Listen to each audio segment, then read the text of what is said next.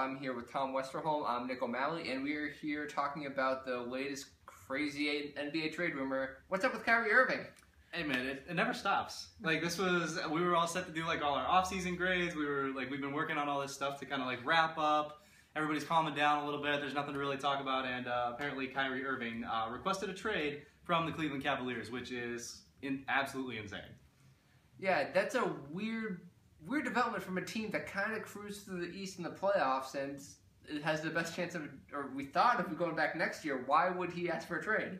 So, according to the report, which was from ESPN, Brian Windhorst, and Adrian Wojnarowski, the reason he wanted a trade was because he wanted to kind of run his own team. He was tired of being the LeBron James shadow. He was tired of being the second best player by far on his own team. He wants to be the best. And that's absolutely fascinating because he was in a perfect role for him. You know, he was the second best player without a doubt on the team. You know, Kevin Love had a good season, but Kyrie was phenomenal and he did a lot of really good things.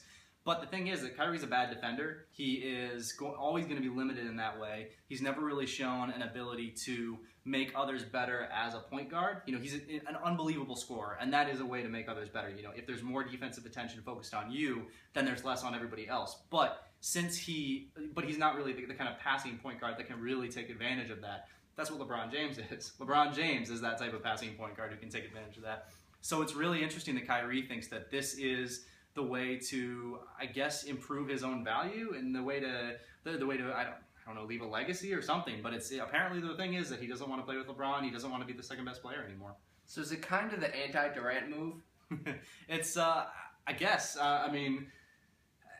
I feel like it'll be similarly panned. You know what I mean? Like Durant got yelled at. Kyrie will probably get yelled at. If you're an NBA player, you just can't make anybody happy. What team or teams would realistically look at Kyrie and go, oh, we want that to be our guy? So this is fascinating because the thing is, Kyrie is pretty young. You know, he's not if you were a rebuilding team and you needed a point guard, then you could go after Kyrie and you could say, okay, this guy's our point guard of the future. We're going to build everything else around that. There just aren't that many teams who are already in a great position who could also who need a point guard. I mean, you look at they're just kind of going around the league. There's just not really anybody. I guess you could look at the Spurs maybe, but Kyrie is not really a Spurs kind of player. You could look at, I mean, I guess the Lakers, but they already have Lonzo Ball. I mean, yeah, pre-draft this would have worked out a lot better if you were trying to get a spot on the Sixers or the Lakers. Right, exactly, and that's one of the things that's so interesting about this deal is that Kyrie apparently waited until all of the other stars were already gone, already had new places. Paul George is already in Oklahoma City. Jimmy Butler is already in Minnesota. These guys are already gone, and he waited until now to tell them that he wanted a trade. That's brutal timing. I mean, I can't speak to anything, but it almost feels intentional that he was trying to stick it to them somehow for something. So, I mean, it hurts the Cavs. It's just brutal for Cleveland. Yeah, so he's just waiting until everyone spent all their ammo for the offseason? Right, exactly, yeah. And now there's very little left to give, and he wants out.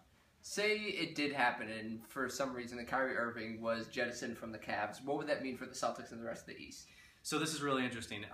The Cavaliers could probably make deals that would make themselves better. There's probably something they could do to make themselves a better team in the interim. Like I said, Kyrie isn't the greatest defender in the world. He's not the greatest distributor. He's a little bit limited in that way.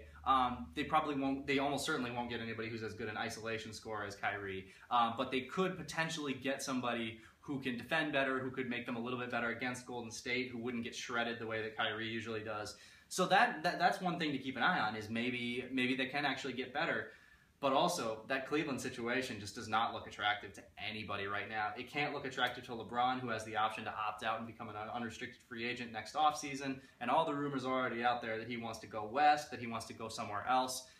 The implications could be, severe. I mean, this could be a turning point for the Eastern Conference, where this has been the super team. This has been the team that is just guaranteed to go to the finals and play against the Warriors.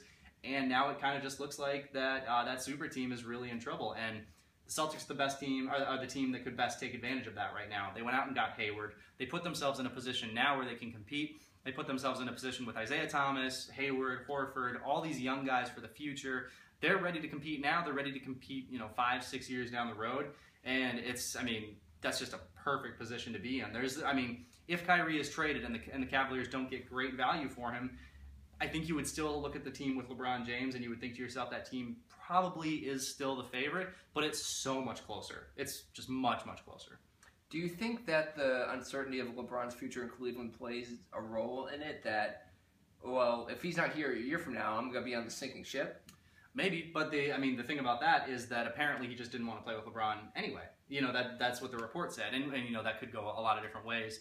There was a quote from Kyrie, I believe it was last week, where he called Cleveland kind of like it was something along the lines, I'm paraphrasing, but like an interesting situation or a difficult situation or something like that. So even he was acknowledging the possibility that maybe LeBron was out the door. Or maybe he might have been referencing the fact that they still don't have a permanent general manager, which they haven't had since 3 days before the NBA draft, which is not the ideal time to be without a general manager for the full time. So it's I would be hesitant to say that it's because of anything that he knows about LeBron, just because apparently he doesn't want to play with him anyway. But I think that if Kyrie leaves or if Kyrie is traded somewhere and they don't get great return, again, from a part-time general manager who's going to be working with a very difficult situation with very little leverage, there is a real chance that this could mean that LeBron, is off to the Western Conference next year. Do you think with the interim general manager or the kind of tweener situation they have there without the full-time guy there that they could make a move like that, or they're just kind of in stasis until they get the new guy in place? I think the timing of this suggests to me that he wants to be elsewhere before the start of the season. He didn't give them enough time to get any good return, but he gave them a ton of time before the actual start of the season. There are deals out there that could be made. I mean, I think one thing that you could potentially look at is maybe you call up Phoenix and you say, we want Eric Bledsoe and something else, and then you get another point guard, somebody who will defend, somebody who's very athletic. Maybe it's something like that, and that might be something that an interim GM could get done. But anything complicated that really looks to the future, they are going to need a full-time guy for that. I mean, when you start to get into these kind of scenarios, if LeBron lets you know that, look, Kyrie's disappointed and he's leaving, I'm also probably going to be leaving because I feel like I'm on a sinking ship, that's a decision that has to be made by your full-time GM. Your part-time GM can't be making like huge, far-reaching, greatest player of all time potentially moves like that. That can't be your part-time guy. That's got to be a full-time guy. So in terms of the Celtics trying to find a way past the Cleveland Cavaliers into the finals with the rebuilding, is this sort of the best case scenario that the Celtics are building and just kind of waiting and like not making the really big risky play and just, hey, maybe the Cavs will just collapse? It was always an option. I mean, there was always the chance that Dan Gilbert was going to be too cheap to keep his general manager around. There was always the chance that LeBron would win a championship early and then kind of decide, I've already left my mark, I don't like Dan Gilbert in the first place because who would, and that would possibly go down the drain. And there was always the chance that this big three wouldn't work very well together. You couldn't have seen the Warriors coming, which seems to have been part of what has kind of accelerated this decline. But this is absolutely the best case scenario. The Celtics could be in the finals this year if Kyrie Irving is traded and the Cavaliers don't get better as a result. They could do it. I think, again, I would still pick LeBron because you always pick LeBron. He's potentially the greatest player of all time. But the Celtics are very talented team. They're ready to compete now. They're going to be ready to compete in the future, and they still have picks. That's the crazy thing about this, is that Brooklyn is still going to be bad. The Celtics are still going to have their picks. This is a loaded team that's going to be loaded for quite a while. All right, this will be a fun thing to watch for the rest of the offseason. The offseason that will not die. I gotta push back my offseason grades. Exactly. See if the Cavs can get an F-. See what they can do. They're trying. Yeah. All right. Until then, make sure to follow Tom and Jay King on our Celtics page, Facebook, Twitter, all that stuff.